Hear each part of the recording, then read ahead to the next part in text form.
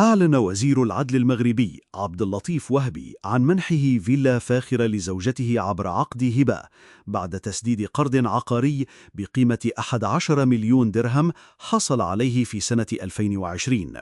وقد أثار هذا التصرف جدلا واسعا، خاصة بعد أن صرح في العقد بقيمة العقار بمليون درهم فقط، وهو مبلغ أقل بكثير من قيمته السوقية الحقيقية التي تتجاوز 40 مليون درهم.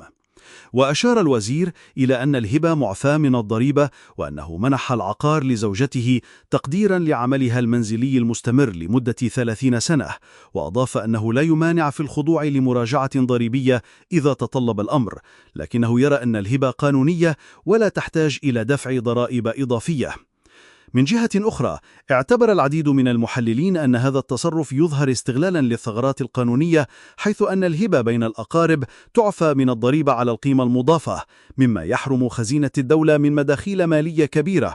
وأشار بعضهم إلى أن هذا الإجراء يعتبر تهربا ضريبيا، خاصة وأنه كان من الممكن أن يدفع مبلغ يصل إلى 400 مليون سنتيم في حالة البيع العادي.